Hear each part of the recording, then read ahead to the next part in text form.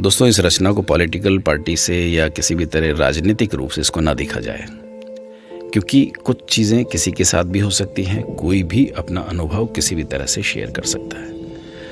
आपको याद होंगे स्वर्गीय मनोहर पर्रिकर जी, एक बार उन्होंने आप बीती बयान की थी। वो कहते थे कि मैं गोवा के एक गांव पर्रा से हूँ, इसलिए हम पर्रिकर कहे जाते हैं।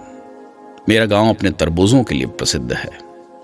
जब मैं बच्चा था, वहाँ फसल कटाई के बाद मई में किसान एक तरबूज खाओ प्रतियोगिता आयोजित करते थे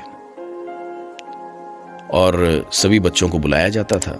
उन्हें जितने चाहो उतने तरबूज खाने को कहा जाता था। कई साल बाद में इंजीनियरिंग की पढ़ाई के लिए IIT मुंबई चला गया। फिर करीब 6-6.5 साल के बाद जब वापस गांव आया तो मैं तरबूज ढूंढने बाजार गया, पर वो तरबूज गायब थे और जो वहां मिले भी तो वो बहुत छोटे छोटे थे। मैं उस किसान से मिलने गया जो तरबूज खाओ प्रतियोगिता आयोजित करता था। अब उसकी जगह उसके बेटे ने ले ली थी। वो प्रतियोगिता आयोजित करता था, पर दोनों में एक बड़ा डिफरेंस आ गया था। एक जो सबसे बड़ा अंतर था कि जब वो बूढ़ा किसान हमें तरबूज खाने को देता था, तब वो हमें कटोरे में बीज थूक देने को कहता था। हमें बीज चबाने की मनाही थी और वो अगली फसल के लिए बीज इकट्ठे कर रहा होता था। हम यूं समझ लीजिए कि अवैतनिक बाल मजदूर थे असल में।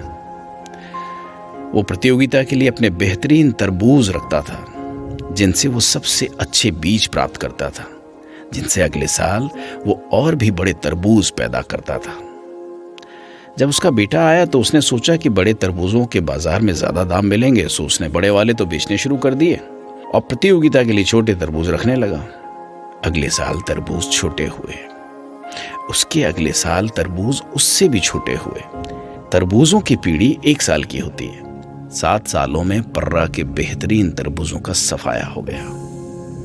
मनुष्यों में 25 साल तक पीढ़ी बदल जाती है। हमें 200 सालों में ये पता चलेगा कि हम अपने बच्चों को पढ़ाने में क्या गलतियां कर रहे थे।